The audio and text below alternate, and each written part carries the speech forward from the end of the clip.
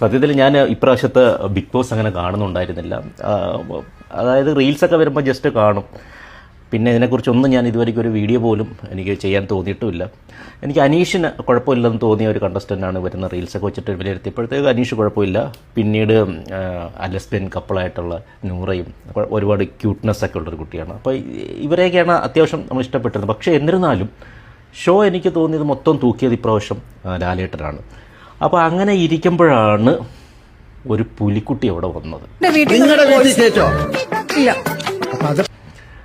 ഞാൻ ആദ്യം തന്നെ പറയാം, ഞാൻ LGBTQ കമ്മിറ്റിയിൽ അല്ലെങ്കിൽ അങ്ങനെയുള്ള കമ്മ്യൂണിറ്റിയിൽ ഒന്നും അതിനെതിരായിട്ട് സംസാരിക്കാനോ അതിന് പോസിറ്റീവായിട്ട് സംസാരിക്കാനോ ഒന്നും ഞാനുള്ള കാരണം ഇവിടെ എല്ലാ മനുഷ്യർക്കും എല്ലാ ജീവജാലങ്ങൾക്കും ഇവിടെ ജീവിക്കാനുള്ള എല്ലാ റൈറ്റ്സും ഉണ്ട്. വേറൊരാളെ ദ്രോഹിക്കാതെ ജീവിക്കാനുള്ള എല്ലാ റൈറ്റ്സും എല്ലാവർക്കും ഉണ്ട്. അപ്പോൾ അതൊന്നുമല്ല ഇവിടെ വിഷയം.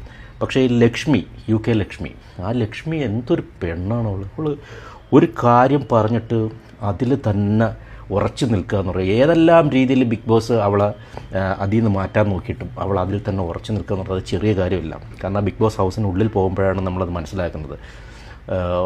ഭയങ്കര പവർഫുൾ ലേഡിയാണ് അവൾ. ലാലേട്ടൻ വന്ന് അവളെ സംസാരിക്കാൻ അനുവദിക്കാതെ പല രീതിയിൽ അവളുടെ ആ നിലപാടിനെ മാറ്റാൻ വേണ്ടി നോക്കി. പക്ഷേ അവൾ അതിൽ തന്നെ ഉറച്ചു നിന്നു.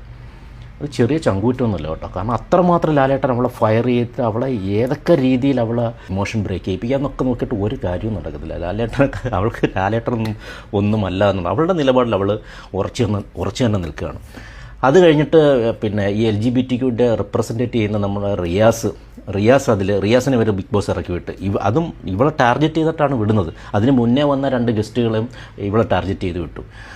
ഏതൊക്കെ പണി നോക്കിയിട്ടുണ്ടല്ലോ, അവളെ അങ്ങോട്ട് ഒതുക്കാൻ പറ്റില്ല. പക്ഷേ ബിഗ് ബോസ് ഈ 1 മുതൽ 7 വരെയുള്ള സീസണിൽ ഞാൻ പറയുന്നു, ഇത്രയും പവർഫുള്ളായിട്ടുള്ളൊരു ലേഡി ഞാൻ ഇതുവരെയും കണ്ടില്ല. അടിപൊളി.